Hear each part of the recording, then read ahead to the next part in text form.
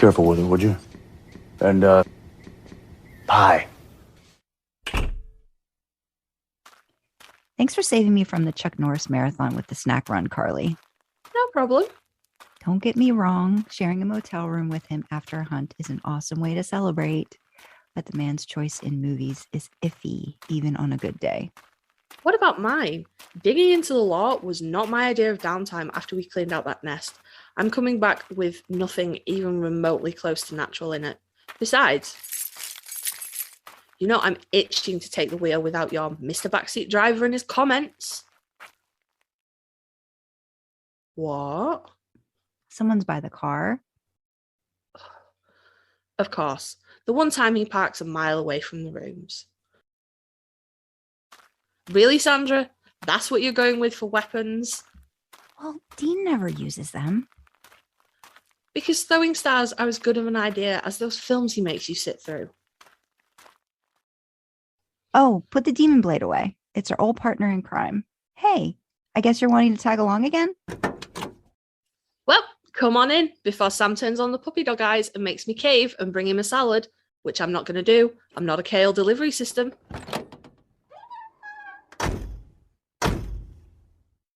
All right. Well, you know Dean's house rules in Baby. Driver picks the music, shotgun shuts his cakehole, and the ones in the back enjoy the ride, idling in the Impala. Hope you like meatloaf. For a snack? Music, Sandra. Music.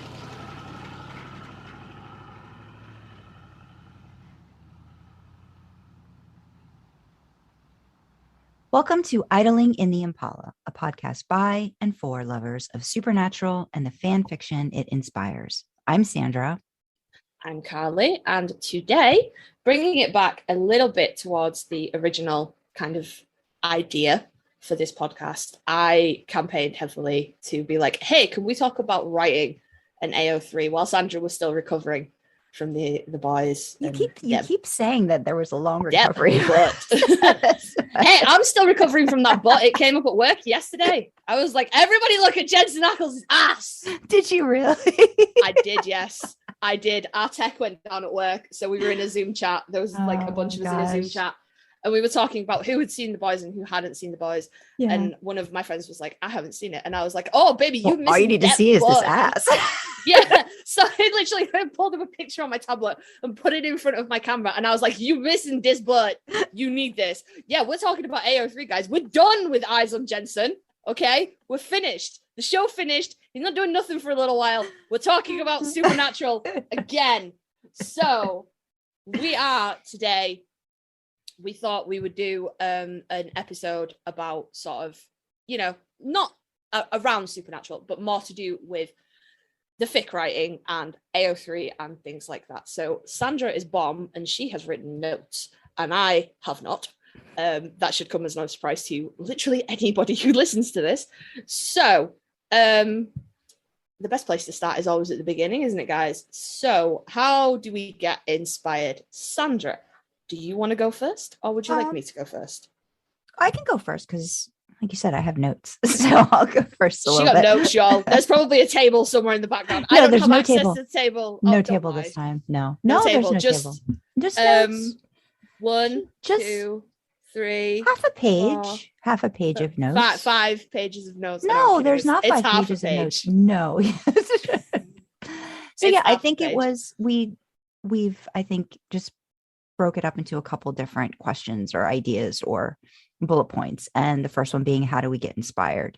I know for me, I've always kind of, my imagination, and I don't know if it's just because, you know, being a only child or not having, you know, whatever, I'm sure, you know, we could dig deep into therapy and figure this out, but I have a very wild imagination, daydreams, like a lot of that. So inevitably, you know, if I liked a show or liked a particular character or started fangirling over someone, I'm always in the, I guess like the what if realm of like, well, what if this happened to this character? But I also have always figured out that I'm very much like a romantic happily ever after. Oh, wouldn't it be nice if I was somehow inserted into the storyline or a character, that kind of thing.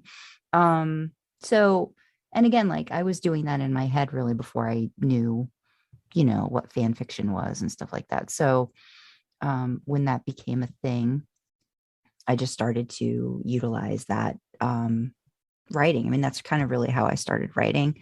So it's more inspiration about, I guess, who I obsess over, a character or actor or a situation that way. And then that kind of gets me thinking about other scenarios, and I guess that kind of falls into line with maybe AU stuff that, again, not stuff I really ever understood or knew about growing up, but just was a thing that I did. So I like to explore, what makes a character do the things they do, like what's their backstory. It's not always about just somebody's really hot. It's like, well, what is that character trying to get at, or why is that character so messed up, or what are they wrestling with, what are they battling with, but then tie it back to romance, which is why I think I'm a romance author. So for me, there always has to be a happily ever after. And I think even when I do one shots or shorter stories, that's always kind of my goal. I want to leave people in a place where they feel good. So I guess that's my inspiration too. It's like I want that to be it can be a safe place, but still exploring themes that might be uncomfortable, but always having that happily ever after part of it. So I guess that's kind of how I get inspired, or have been over the past 3 decades of writing. Now, probably more. Oh God, I'm gonna stop talking because I'm dating myself. let's not get into timelines. So Sandra describes herself as a romance author, which is very true, and she's very, very good at it. I am a porn author. There's no two ways about that. I don't plot particularly well. So what inspires me tends to be a scene. So it can come from a lot of different places. It can come from photos. Like a lot of my Dean work comes from photos of Jensen, where I'm like, Jesus fucking Christ. Specifically, that very brief period in between Jensen being cast as Soldier Boy and Jensen starting to film Soldier Boy when he grew out his hair and his beard for the 5 fucking seconds we saw it on camera.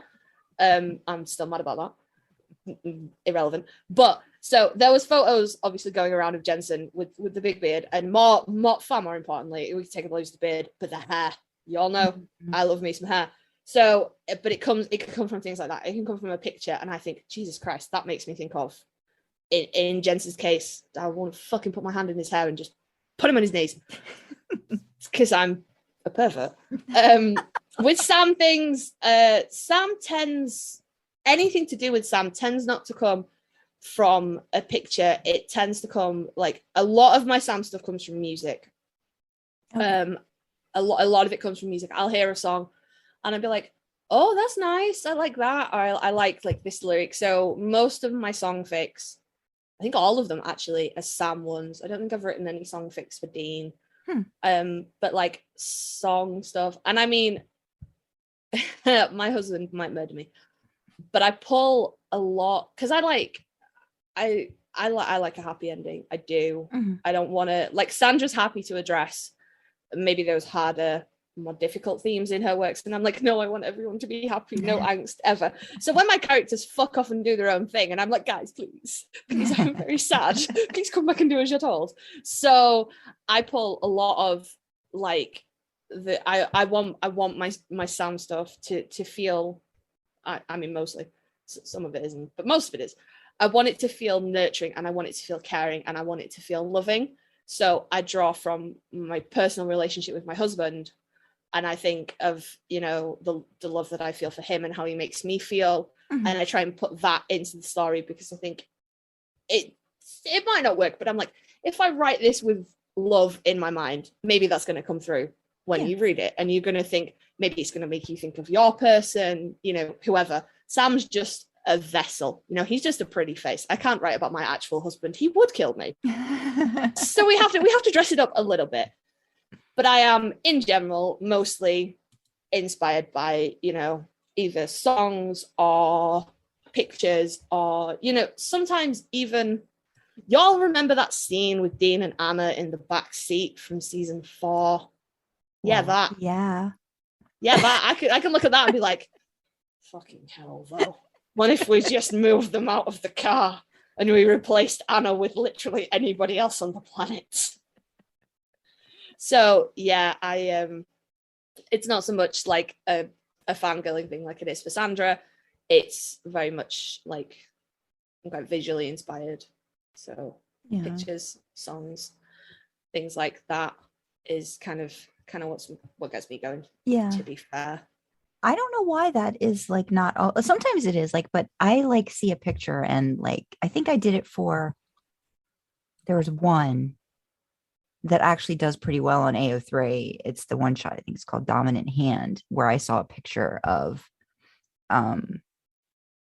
it was, I don't know if it was a Jensen or a Dean thing, something, it had something to do with his mouth and whatever. And I was just like, you know, oh God. So that kind of like came out and it was just like that inspiration. But I don't know why that is. Like, my process is, I just spend a lot of time, I think, really thinking about what I'm going to do with a story, especially if it's something that I'm like, this has the potential to maybe be like, you know, romance novel length, you know. So then I'm like, well, then I have to get into plotting it. The plotting is, it can be organic in some spots, but it can be very taxing and like start and stop, because then I'm like, okay, what's this person's background? What's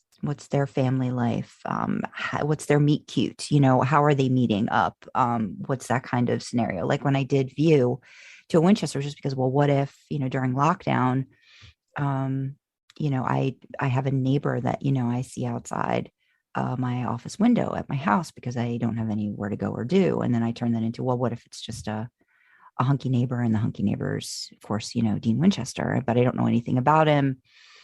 Okay, well, now let's actually turn it into a character and not just me. So I have noticed, though, the one thing I'm noticing more about the different ways of writing, because I've written Past Due first person as a character, and then I've done reader inserts with, you know, the you point of view.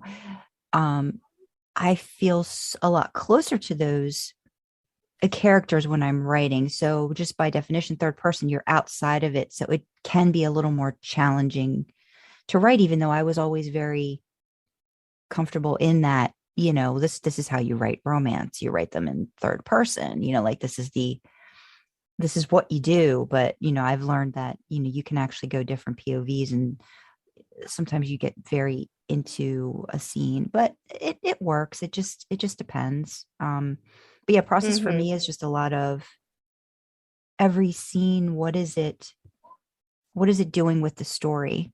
How is it moving it? Is it are you learning a little bit more about the character? Is it moving the plot? How is it moving the plot? Are you getting some more information about like a specific location, or, you know, other pieces that are going to need to be important later on? So like everything needs to have a purpose, but even the smut, even the love scenes, like what are they conveying about the characters? What's, you know, is it building them up to another point, you know, in their relationship? What are they expressing to each other? What are they being vulnerable about? What's going on in their mind when things are happening? So yeah, I think I always kind of go with that. But you were talking too about how, you know, basing it off of someone that, you know, you care about and love. And I mean, I do that with my husband. It's nice when you have, isn't it nice when you have a healthy relationship that you can actually pull from and show some positives to others about, this is what, you know, loving somebody is. It's a give and take. It's growing with that person, you know. And I think I kind of, especially with like Julie and Dean, you know, from like View, I just like, seeing how they're growing together and what stupid thing is Dean doing, or what is, what's Julie not, willing to face, vice versa. And then how is that affecting them, and how are they, kind of moving forward together. So yeah, but I tried a couple different ways of plotting, and, like, where do I keep my notes and stuff. And a lot of my romance novels from a few years back, I should probably do this again with the cowboy romance thing I'm working on, which, my God, it's been literally a year. I don't know if I'm like, can I get this thing done by mid-August? I'm really trying. I'm around 46,000 words. And usually, like a typical romance novel, if it's long enough and it's decent enough, it's 75, 80, maybe 90. So I'm almost there. I'm like at the midpoint, but just notes about characters, notes about locations, reminders about what this person looks like, who's related to who. There are a lot of different programs that are supposed to help with that, but there's so much more work with that I'm almost like, I used to use notes for my romance novels, and I got this program called Plotter, which I try with my cowboy romance, but I'm like, I don't know. It's like, it's more work. I just want to write. And so then I kind of just like outline in my document. And which I noticed you did with the work, you kind of have your bullet points, your outline, and then you kind of like cross out as you go, where I should probably cross out. I just delete once I hit something in there. So. I used to delete, and then I found out where the cross out button was. Yeah. But I do that because you remember when you were younger, like primary school, grade school, and you would write stories, and then you'd go, and then this happened, and then this. So I outline like that. I'm like, okay, what do I want this story to be? And I go, okay, so this happens, and then this, and then this, and then this, and then this. And then once I've got that, and I go, okay, this is the story, this is the path we're going to walk. And then I go in and I add, because I find doing it that way, if I have like a really good idea when I'm like out and about, or like I'm not sitting down writing, and I think, oh, I can just go and I can just like slip that into my outline and be like, this here, like I want my character to say this, or I want to do this, or this is something I want to draw attention to. And I can build on that. And then it's, it's all there. Yeah. So I suppose sort of like my process, I write for my comfort. I don't write to tell a story particularly. So I kind of, it didn't start off this way, but it's come now to where I look back over the past, holy cow, 2 years. It's been like nearly 2 years, as we started in 2020. But I look back now, and it's almost like looking back over a diary. And I look back at the really early things I did. Like the first thing that I did in a decade, give or take, was our Perfect Day collaboration. And it was so dark. And I go back and I read it now, and I'm like, baby, were you okay? It was so dark, and then the ending was really sad. And now I threw a bit fit and refused to open Google Docs for like 4 days because my characters had a row in a Dean fic I just posted. And I was like, well, fuck you guys. You could just sit there because I'm not ready to come and wrangle you yet. And I had a big old tantrum about it because I didn't want them to fight. I didn't want sad. I didn't want angst. I want everybody to be happy. Yeah. So, and I look back at the things, and it's kind of like, it is kind of like looking back at a diary, and I can see like, oh, I wrote this then, and that was going on, and it reflects through in my work. Yeah. So that's kind of one aspect of it. And another kind of thing for me is everything I write mostly is a scene. It's not even a one shot of like one story. It's a scene. And I might give you like a bit of background about what happened before that, or what I usually don't tell you what happens afterwards. I'll leave it up to you. But I'll bring you in kind of just as the action is starting, and then I go, and this is what happened. And then I go, and now you do what you want at the end of it, I kick myself endlessly because I'm like, your stories all end with everybody going to sleep. And I'm like, yeah, because then people can decide what they want to do when they wake up. Yeah. Nobody has to, Yeah. And that's because the mental health issues that I experience, I don't know if I'm going to come back to something. I don't know if I'm going to start something and then go, well, we can never do that again.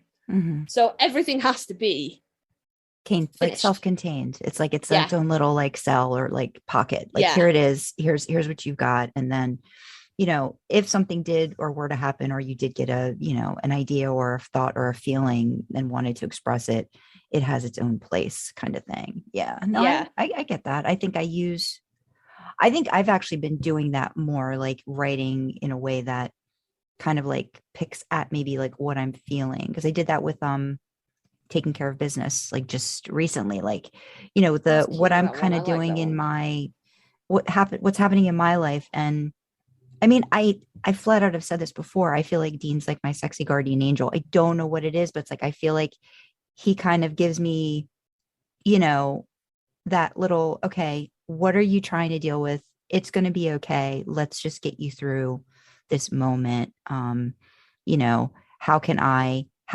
help? You know, because I think that Dean being the always wanting to save people, I kind of like, it's nice to have a character that for someone myself that feels like I'm kind of doing a lot for other people all the time. And now I'm flipping this script on myself and being like, well, now I've got to rely on other people a lot more than what I'm comfortable with doing.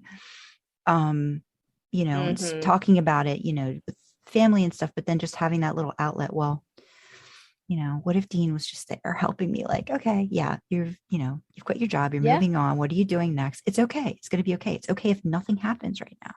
Let's just be in the moment and, you know, let's throw a little bit of smut in there so you can feel a little bit better. Small bit. I think that makes sense. I do like the idea of, you know, journaling. And honestly, I do that too. Usually if I'm going through something, even with a long piece of work, if something's happening in my life, I tend to focus on that feeling or place. And usually my characters are then maybe dealing with the same thing. You know what I mean? It's like, it's your brain finds a way to get that in there. And your characters can become your therapy. I mean, you know, actual therapy is the best thing, but journaling, I think writing, expressing yourself, however that comes out, is also a very healthy outlet. And I know a lot of us probably write for that reason. You know, at the end of the day, we're writing to express ourselves. And it can be in a lot of different formats, a lot of different ways that happens.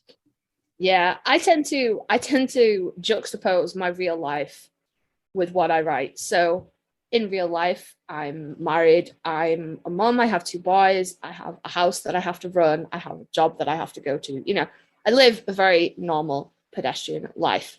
So, hey, what if I write people who don't have kids and have that kind of freedom? What if I write people who don't have to worry about money, you know, and can just up and move to a new country, you know, that kind of thing?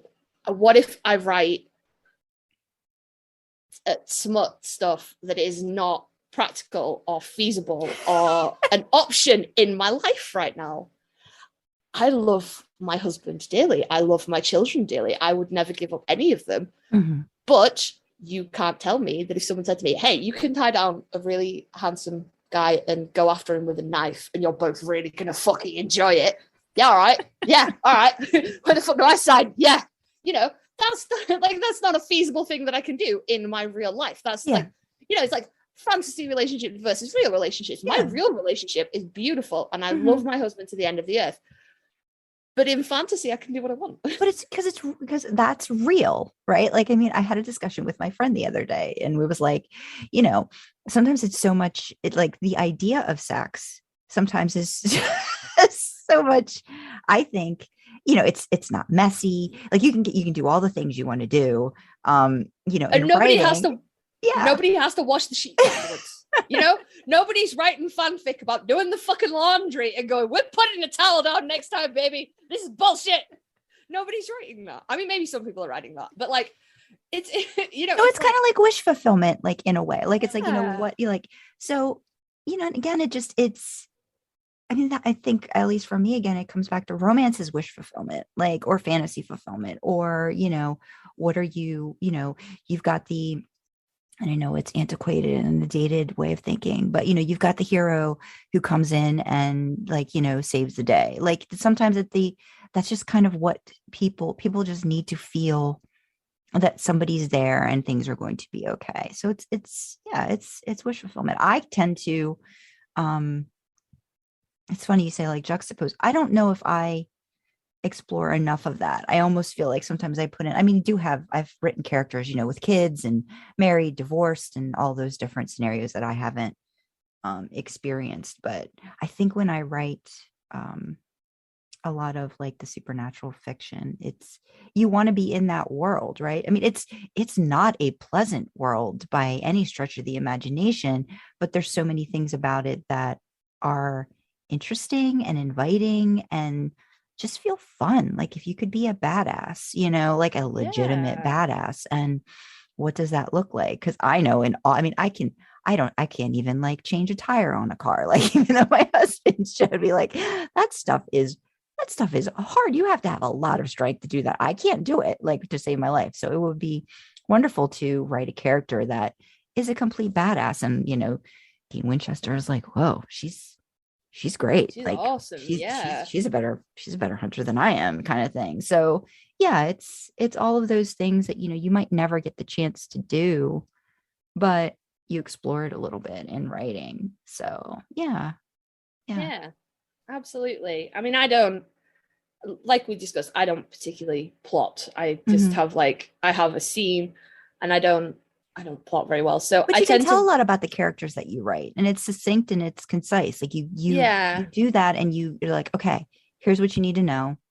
Let's get on with the good stuff, or let's get on with the other thing that needs to happen that I'm, interested in exploring. So yeah. I find it quite interesting as well. If I take I've put sort of like my main series that I haven't done anything with for quite a while now, the English Cottage. I had Sam and Dean as being hunters, but it wasn't the same canon as the show. But then I tried to think, well, what effect would that have on, what would happen to those characters when she took them out of that environment? So it was fun to kind of play around with, so it's probably not something that anybody really has ever picked up on unless you were reading through every single one and you were like, oh, that keeps coming up.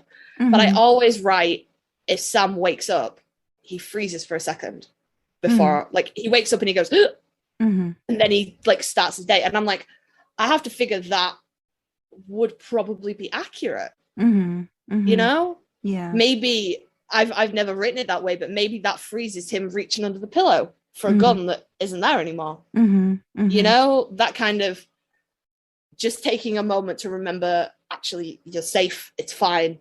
But it being like a trauma response. It's almost like a nicer version of Mystery Spot. God, yeah. Sorry. Wake up again. What's happening? Yeah. Yeah.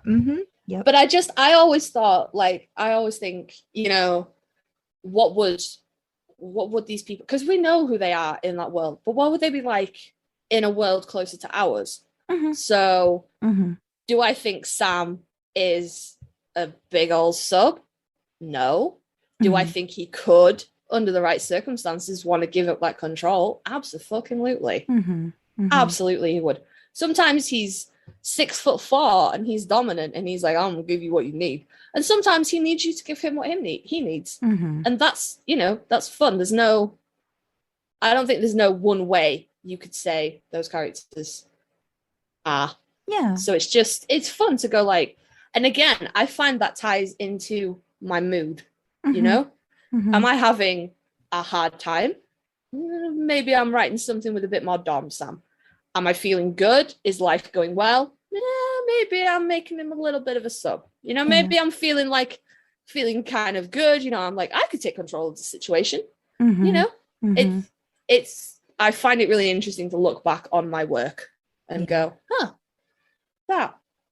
that's the beauty of writing and being exposed to all of the different writers, because you're getting it from all of their points of view. And that's what's great, I think, about AO3. And like I said, I think a lot of my love of the characters in general has come from, also reading the fiction and what other people kind of in a weird way, like how everybody collectively does have the same, like viewpoints about the different characters. I think it's nice to see that you're not the only one that maybe has that idea or imprints, from that character, and how are they looking at it and exploring it more. I find that really, I'm not, as we discussed previously, I'm not a huge lover of Destiel, and I don't actively seek it out or anything, but I find it interesting how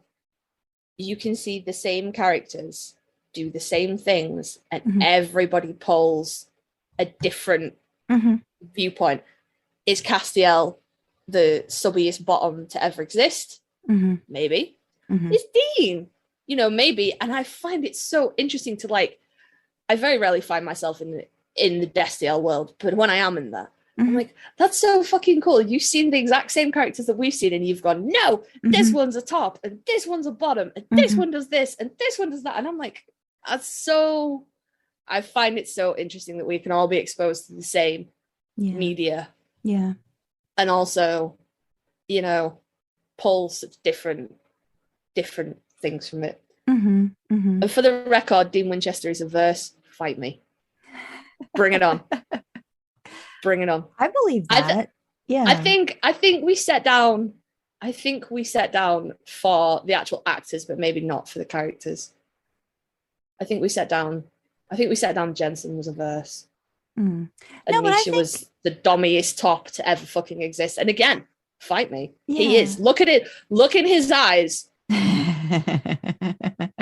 just look in his eyes. All that soft-spoken shit, it's a facade, man. He will whip your ass. No, but I think that's true about Dean too.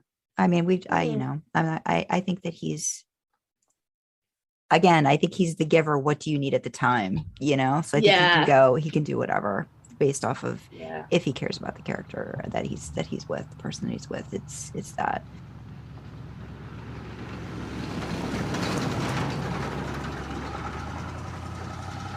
Okay, so this is normally the part of any given podcast where we would go, hey, our sponsor today is, but we ain't sponsored. So we just have some causes, some charities that we'd like to bring to your attention, point you in the direction of, if you feel able or willing to donate to them. We have three main sort of causes, inverted commas, that we're promoting feels like the wrong word, but like signposting, highlighting, if you will. So the first one is to do with the conflict in Ukraine, the Russian invasion unlawfully of Ukraine. So we would just like to draw your attention to World Central Kitchen, which, as it sounds like, is, helping to feed people that are affected by this conflict. Although it's dropped out of the media quite a bit now, there's still a hell of a lot of people in the Ukraine that are trapped, that are cut off, that are struggling for food and water and basic supplies. So that's what that charity is there for. We have KidSave, which, again, as the name suggests, is looking out for the children that are affected by this. I mean, conflict feels like the wrong word. It's, it's an unlawful invasion. But yeah.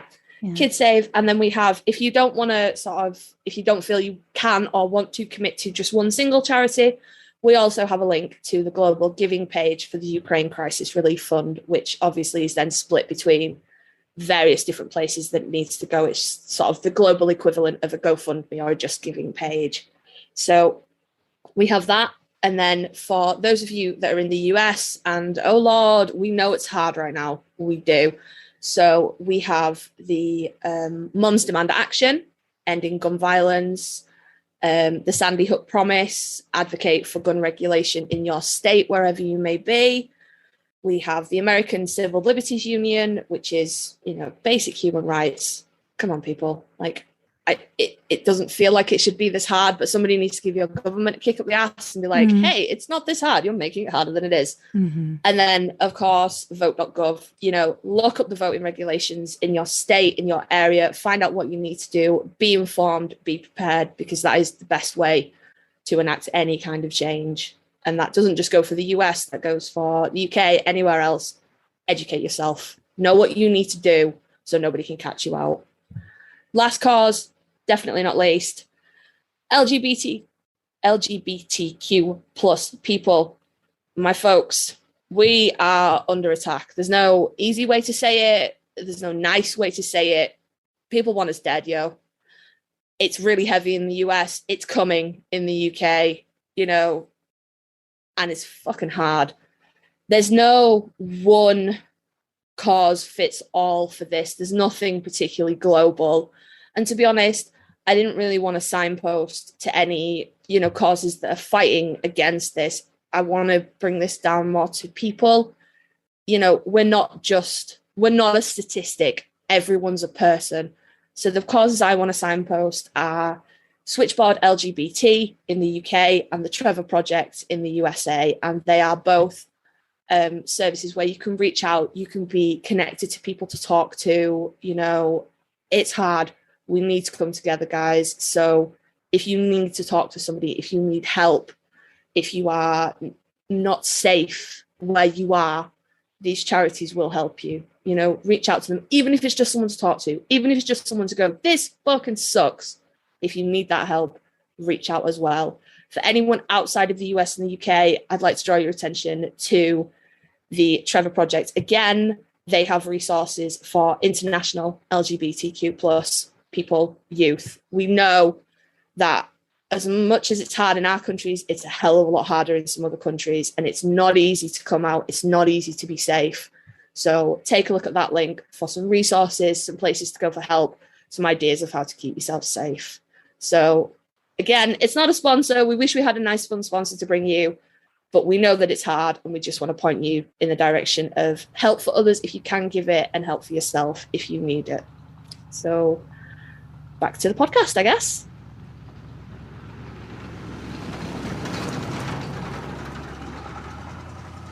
Yeah, characters leading us versus us leading them. So, of course, Sandra's got notes. I don't have notes, but I will wing it anyway.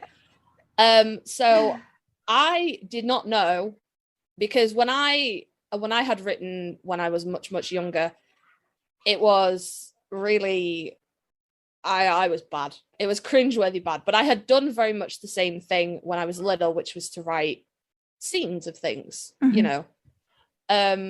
So nobody told me that if you try and put like a little bit of plot in there, sometimes your characters will just fuck off. I didn't get that memo. Nobody emailed me and went, hey, we see you. I needed that little paperclip thing. Y'all remember the paperclip thing from Word that was like, hey, Clippy. I loved Clippy. Yeah. I needed that was like, hey, we see you're plotting. Be aware, people will just fuck off. Nobody warned me. So it was one of like an early thing that I wrote. It might have even been like Step Into Christmas or something like that. And I remember coming to the group chat and being like, guys, nobody will do what they're told. Please. What is happening right now? And you guys were like, it's fine, it happens. Just roll with it, see what happens. But I wasn't expecting that. I was like, I am in control of this. Yeah. And you do what I tell you. And I have been schooled by my characters that is not what happens, and they will just go their own way. And I lean into it now. I have an idea, but if they decide to go off, I'm like, okay, let's see where this goes. I used to try and drag them back on target, but I found it more expedient to just let them work through whatever they're going to work through and go from there. Like one of the last things I posted, Q1, that was literally, it was supposed to be a one shot. There was supposed to be a fight, and then there was supposed to be some angry makeup sex, and it was going to be nice. And then it turned into a 2-shot, and it was going to be, they were going to fight, and then there was going to be some angry makeup sex, but it was going to be spread out over 2 chapters. And then what happened was they fought, and then Dean had all of the fucking angst all over the place for like paragraphs. And I was like, Winchester, what the fuck are you doing? What are you, please? I had to call in Sam and like literally in the story, call him in and be like, you fix this. And in the story, Sam just like basically throws his brother into an empty room and he's like, fucking stop, fix this. Yeah. And Dean's like, angst. And Sam's like, I'm not listening to none of this shit. You march in there and you fix this. And it's Sam that ends up giving Dean the idea of how to properly apologize with a very throwaway comment of, I don't care if you get on your knees and beg for forgiveness, fix it. And that is ultimately what Dean decides to go with. But it did freak me out when I started. I was like, no, this is my story. Please get in line. What are you doing? Yeah. But now I just kind of just let it go. What about you? What do you do? When you were talking about that, and you're talking about how, like, angry you get, it kind of, it's a literal parallel to Chuck, right? Like, especially if you talk about Castiel and how you weren't supposed to do that, where I think as a writer, if you're willing to grow as a writer, you let your character do something different and let them have their autonomy in a way. If you become a really good writer, you work with it. Chuck was not a good writer. Chuck didn't know what to do with that, right? So it just kind of like hit me when you talked about that, because remember how frustrated he was with Castiel. Like, every other Castiel has done exactly what they needed to do. You haven't. Same thing with the boys. They were just a little different, and they didn't want to fall for that ending of one brother's going to kill the other. They just weren't up for that. That was not their end goal. That was not something that they wanted to have happen. So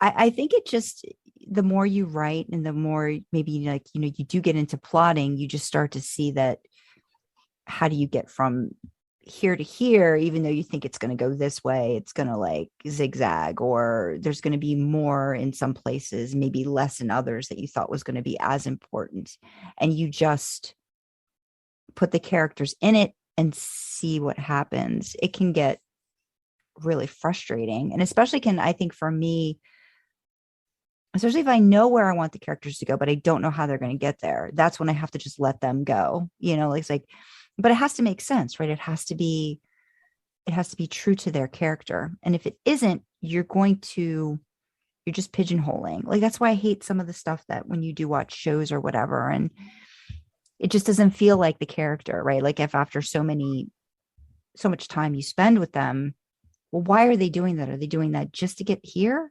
But they wouldn't do it that way, or that's not how they would react. So yeah, I like it when they leave me, but it's frustrating, but I like when that happens. Again, you got to have sort of an idea of where you're going, but then trust that your characters are going to find their way. And sometimes they don't. I mean, I've written stuff too where I thought it was going to get to this one point, and then I realized that really doesn't make sense. I've got to change that. That can no longer be something I'm expecting is going to happen in the story. So a lot of I hate the idea of like total revision. So I really try to just sit and wait.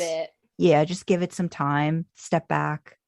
You were talking a little bit earlier about like when you get an idea and you like write it in your notes, like some of the best stuff I get is like, I'll wake up in the middle of the night and I'll be like, this is what needs to happen. And then I grab my phone really quick and I just write myself either a note, or I, send myself an email, reminder about this, or I'll write out a few sentences of what I've thought about. Shower's a really good place for that too. I don't know why. I mean, I know why. It's because your mind's not focusing on that one thing, and it's allowing itself time to just be. Sometimes just a good night's sleep. You're just like, putting it down and saying, okay, I don't know what you're going through right now. I'm going to let you have your moment. Stepping away is like the best thing. I've learned to have to do that with my husband too. Like if we get into an argument or whatever, if we're not seeing eye to eye about something, just step away. As much as I might want to fix it, step away, give everybody time to breathe and think things through, and then let them come back. You've got to do that with your characters too. And if you care about your characters enough, or the story that you're telling, you'll give it the time to figure it out. It's frustrating when you want to get it done, and you're like, I just need to get to this point. And you talked about it too. Sometimes it's just writing a little bit of those other scenes, or a little bit of those other things that you might be looking forward to, even if it's just a few lines. Sometimes that helps connect. At least that's what I find. I used to write more out of place, like just like scenes, but now I kind of like, I just give myself the time to get there. But, I think for me, one shots are like those things where it's like, here's my treat. Here's just the scene, or here's just this thing that I'm tackling. So it's a little different with when I'm writing longer bits.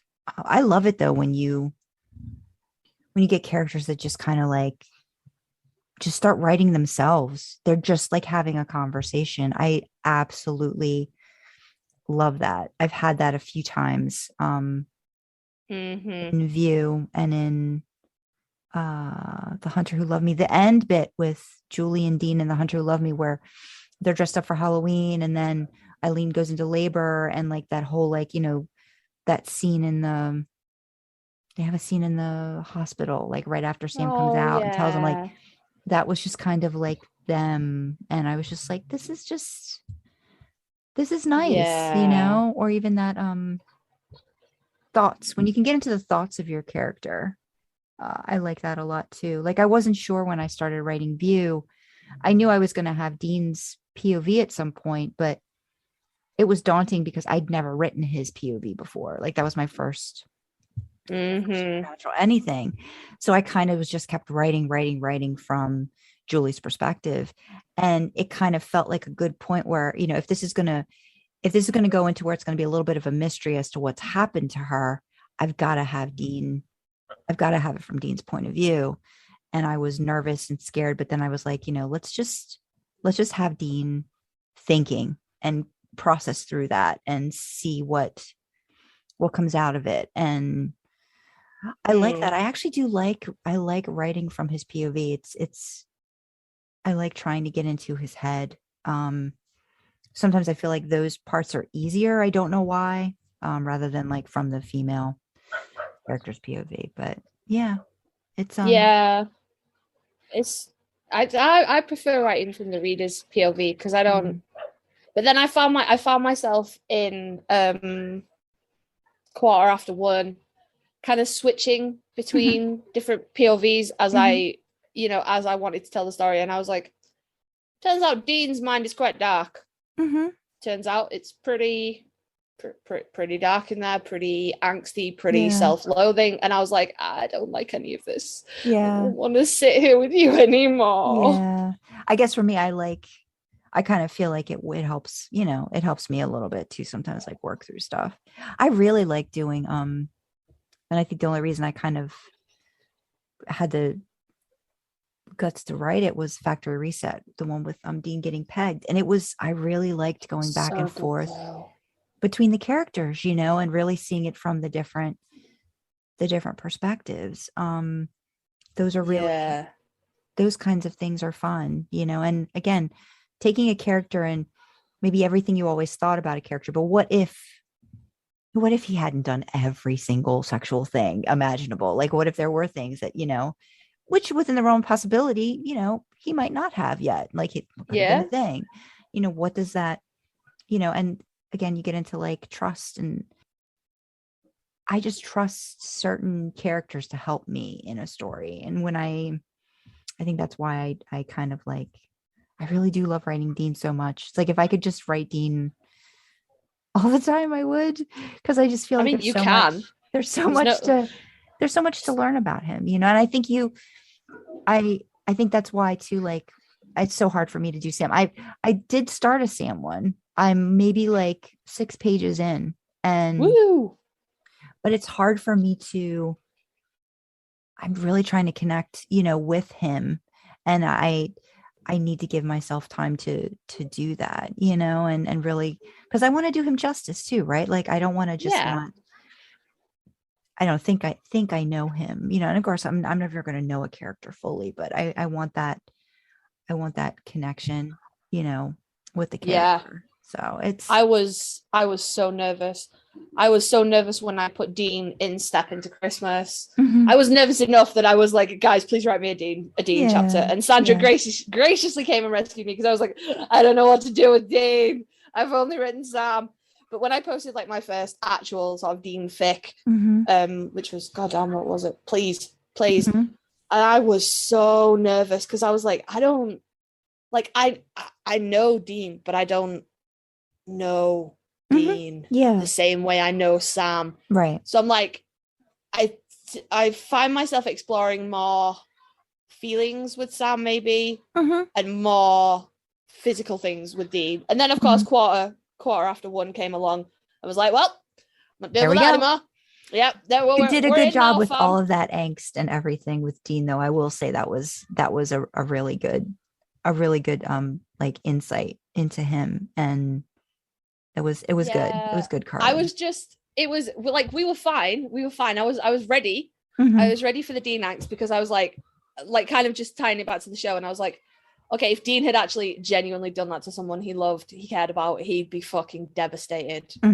Like, he would go and he would hide and he would drink and he would be devastated. And that was fine. I was prepared for that. And it all went wrong when he came to talk to her about it. And suddenly my strong female character that I had written to be strong and take no shit, took no shit and was like, fuck out of here with that Winchester. And I was like, oh no. Yeah. Oh God, what have I done? It wasn't going to be that easy as much as you thought. Yeah. I felt like, I genuinely thought he was going to come and she was going to be like, she was going to be mad, but he was going to come up with this good explanation and he was going to apologize and it was going to be fine. And what he gave me was weak ass nothing. And she went, no. No. I remember reading it as you were working through it, and there was a point where you had ended it and like he'd shut the door. I was certain, because she was like on the bed, wasn't like, she just heard the door click. I was certain he was still in the room and he was going to like try again right then and there. Like, that was my thing. I'm like, nope, he's going to give it another go. He might fuck it up again, but he's going to give it another go. And you surprised me, but it was still a genuine character and how it went. So again, like, everybody's thought process is about like the ways a story can like shoot and where it can lead are very different, but still all great. It was good. It was a good one. I enjoyed writing that. Yeah. I have currently 2 work in progresses, which is frankly too many. too many. It's too many. One work in progress was too many, and I had a lot of anxiety about that. And because every time I loaded up my computer, the tab was there and I was like, oh fuck, I need to do that. Bollocks. And I can't, like, I'm not stuck. I know what I need to happen. I've just got a bit of writer's block about how to get from point A to point B. And I know what's going to happen, but I need to just like power through this bit. But then I was at work a couple of nights ago, and I just had, sometimes like I said that like I write for my comfort, and I kind of write like a journal. And the most recent thing I posted, this one needed stitches and this one came from rings. That was like a stream of consciousness that had been banging around in my head for so long. And I was like, I have to write this because it's never going to go away. I have to write this. And I'm like, it's not to everybody's taste, but I'm happy with it. And it made me face up to some things that maybe I didn't want to actually admit to myself, but I had to. And that was, it was fine. But then that happened again at work, and I was like, oh, I need to get this out of my head. And I had like loads of steam and loads of like go on it. But then I finish work late and I start work really early, so don't have a lot of downtime in between when I'm on shift. So like I finished work and I was like, okay, I need to like get out of this room, and I need to go and do something else, and I need to not be dealing with this. And I was so mad because I was like, when I wake up tomorrow, this spark will have gone. I won't be able to get it back now. I'm going to have to wait until my brain goes insane again. And that is exactly what has happened. Yeah. Exactly what has happened. Yeah. And now I'm like, well, now I have 2 things, because I don't ever like to like scrap anything, Yeah. And I sent you like the screenshots of that. And I was like, this is shaping up to be pretty good. I just need to go with it. And now I need to wait to be insane again to go with it. Like, son of a bitch. Everything has to line up, right? And sometimes it's like you get yourself like, right, like, I'm gonna sit down, I'm gonna do my writing, and I know for me that's like kind of like what I do. Like I try to get myself in a good place, like listen to the music that I feel is like going to get me, in in that space to write, but then something pops up, or what was going to be my time to write ends up only being like maybe 20 minutes, or I do it late, or I think about something early in the morning and I open up my laptop, after my husband's gone to work, and I might write for like 10 or 20 minutes. And sometimes that's like the stuff that I'm really proud of. And I'm like, but it's like, I don't know. It's finding that time. And like you said, the spark, and giving it the chance to do what it needs to do. And sometimes just life won't let you, for whatever reason. That's it. I have like a master list of fic ideas, and then I have like a second list of like kink specific ideas, and they're all there. And I'm like, that would be great, but I have to I can't just pull that inspiration out of thin air, And for the first work in progress, God, it felt like I was coming back to that. I'm writing like 2 sentences a week, and I'm probably like maybe like halfway through. And there's still like a fuck ton of stuff that needs to happen, and a fuck ton of exposition needs to happen. And I'm just like, there's too many things that I gotta do, and I'm just gonna not. And it's now incredibly late. It was a birthday gift for someone whose birthday was in May. And I did not reach out to them until a couple of days before their birthday. So I was like, this is in no way going to come on your birthday, but I'm going to try and have it in the next month. And yeah. That's not how. Whenever it gets there, Dee will appreciate it. So it'll get there. She will. I like to think that all the time I'm spending glaring at that tab is gonna create something fruitful. Amazing. It's going to be awesome. The thing is, awesome. I'm really proud of what I've done so far. Yeah. And I'm just like, why can't you finish this? Why are you? Our brain doesn't always want to do what we tell it to. So again, you have to be. Yeah, you have to be kind to yourself. You're as much, you're as much a character in the story as your characters are, because you don't, you're the one trying to steer the ship after all. I mean, you're the one that's actually like started the whole journey to begin with. So it's like, you're kind of you're the narrator at the very least. Like, you're the one that's trying to like, I wouldn't say always the director. I really think it's more the narrator. If you think of yourself as a director, I don't think you're giving the characters. There are some good directors though that give their characters actors a chance to try out different things. So it just depends, I think, on. I think narrator is a better word choice though, because they're going to do what they're going to do, and all you can really do is kind of pull it together into something marginally cohesive. And then they're going to go and have whatever adventures they're going to have, and you just kind of have to pull it all together. And maybe you move some things around, and maybe you go, okay, well, that works better here. And it's important that how you tell the story. Before they know that bit. But you still do have to give yourself the time as well, especially if your characters are not being particularly helpful and not giving you a lot of ideas to work with. And they're standing around like dickheads, and you're going, can you please do something flirtatious or sexy so I have a jumping off point? And they're going, no, figure it out. Tell us what we're doing. And you're like, you guys are professionals. Fucking please. Because when you have such really great material to work with, right? You think it's just going to write itself sometimes. Like, it's Sam or it's Dean. It's like, this should not be this hard. Like, it's just like, just look at them. Right. Like it should just magically write itself. Like these things should just happen the way that they need to. But I think it would have been more helpful if I'd have had more scenes of Sam flirting with anything. Because I got Dean can flirt for days. I got shitloads of inspiration for that. But Sam just doesn't.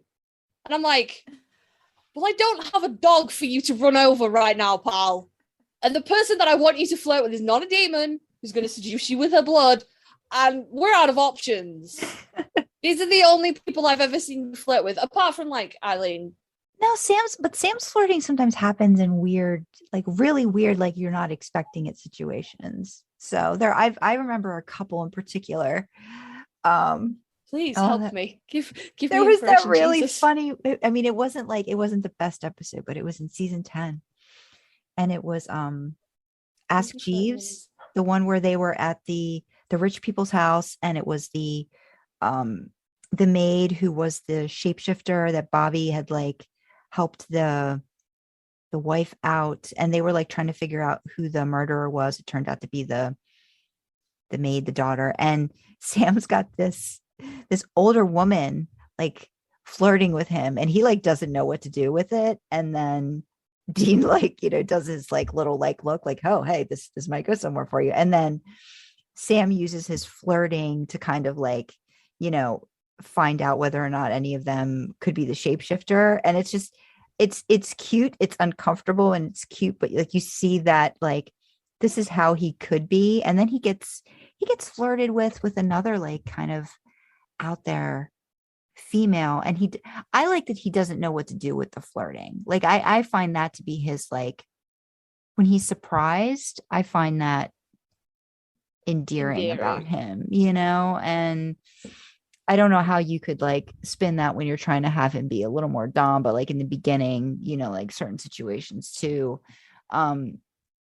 Yeah, that's not really gonna. Yeah, because I'd kind of set this up to be like, and everybody he's done on that with Madison. Madison. He flirted with Madison, the werewolf, before he found out she was a werewolf. That might he did not. Yes, he did not. He sat there really awkward, and she dumped a laundry basket full of underwear out in front of him. No. Then when they were on the what? couch together, I think there was flirting going on there. He was getting a little bit more comfortable there. It was initial, but there was some, you could feel the heat and the tension and the flirting in that scene. I think again, he doesn't have it down like Dean does, but that was some flirting there. And there was like, well, some things it was very brief though, and it was very early, Sam, like just with Jessica, you know, at the, like when they were in the party. Yeah. I'll have to find some spots. I know there's some more spots in there. Yeah, I just see, I'm taking him maybe out of his comfort zone as well. Mm-hmm. So he's not exactly at his best, and I'm like, okay, well, one of us has to do something, friend. And I mean, one of us needs to do something. You know, one of us needs to give a little bit here. Please work with me. Yeah. I think maybe the thing to do is just to maybe just sit down and try and write and just see, you know, even if it's just like a paragraph a day, and like eventually I will plow through this, and we'll get somewhere. I mean, not that it's not all fun, but we'll get somewhere where I feel more comfortable writing. Right. It'll eventually start where you'll write a paragraph, and then it'll just keep going, and then it won't be as I'm doing that now with, I've got a Julie and Dean one. Like I said, it's just like kind of like a snapshot one of like where they're at now and what's going on. And like, there's some plot kind of like, you know, driving what they're doing. And I'm trying to have it be like a sex pollen thing. But my thing is that I always want to make Dean very caring, and I have to get past, you know what I mean? Like, it's Dean who's got the sex pollen, and Julie's trying to help him through it. So I'm trying to get in these moments where it's just like they're just going at it, but then I'm like, okay, well, she's going to use what she can to put the brakes on things in certain situations. I'm trying to figure those bits out. So it's literally like a paragraph and then I stop, it'll all come together eventually. Yeah, it'll get there. And then, you know, someone will get to read all of our turmoil and you know. Yeah, I particularly like putting notes on my fics when it's been a ball ache, and just being like, just so everybody's aware, this took fucking ages. Yeah, because nobody would do what I wanted them to do. Nobody would get in line. Nobody would do anything, and it was a pain in the ass. And I am sorry for the delay.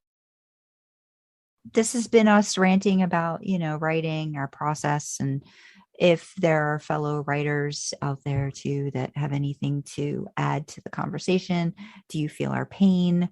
Are you with us? Do you understand a lot of what we're going through? Do you have any suggestions? Your tips and tricks. Yeah, that might help work. Us. Might get us through this. If you want to be able to read what we're working on a little bit quicker, might help us out. Mine's a threesome, people. Reader and the boys. No incest. Just Reader and the boys. So help a mortal out, because none of them will do what I want them to do. No. And they're all being weird. Yeah. And I've got a Sam one where it's set right around the time when he's looking for Michael Dean, and it's one of the apocalypse refugees, and they're kind of like getting ready to have a moment that's kind of been probably building, and I'm trying to work through that. So that's the Sam one that I haven't looked at in a while that I need to go back to. And like I said, the Julian Dean one, I'll get it done. It's just it's I'm not used to it. So yeah. So if you have any thoughts, tips, tricks, share, you can contact us by email at idlingintheimpala@gmail.com. On Twitter, we are idling in, it's the letter D, Impala. If you want to read some of my work on AO3, I am under the username Drasna, Drasna. On Twitter, it's Kyle Writes, SKYLEWRITES. And if you want to read some of my original fiction, you can find it on my website at sandrakyle.com. She really needs to get all that in some kind of order, doesn't she? People? I'm not, though. It's not going to happen. I won't. I refuse. Make me. Okay, well, I am the order in this one specific thing, Agent of Chaos everywhere else, but in this one weirdly niche specific thing, I got all my metaphorical ducks in a row. So if you want to read anything that I have written, you can find me on AO3. The username is Karlee Karma. It's the same username on Twitter as well. If you want to, but I don't tweet that much, I'm going to be honest, but you can follow me there if you want. I retweet a whole bunch of shit. But it's the same username, same profile picture as well in both places, in case you think, hey, I wonder if there's two people out there with a weird spelt name. And because the name is not spelled in any normal way that you might think it would be, it's Kilo Alpha Romeo Lima Echo Echo, and then Karma as you would spell it normally. Same profile picture as I just said. So thank you very much for listening, guys. Yes, and thanks for listening to us rant. Yeah, and again, please reach out, help us mortals. We need assistance. Sam is a pain in the ball sack to write. He won't do anything. He's just a pain. He angst all over the place. So share our pain. Share any tips or tricks you may have for wrangling your characters. And we will see you next time. Bye. Bye. And my kid definitely got in on that as well. He did. What are you doing, Muffin?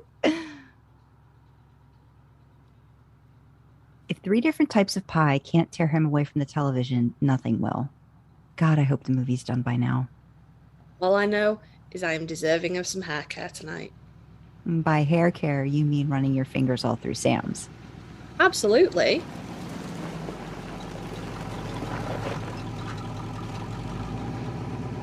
Well, baby's back safe and sound, and we've got some boys to see. Thanks for coming along for the ride. Who knows? Maybe next time we'll give you the keys to take her for a spin.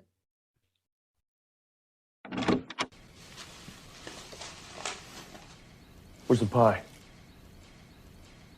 Look at these chemicals.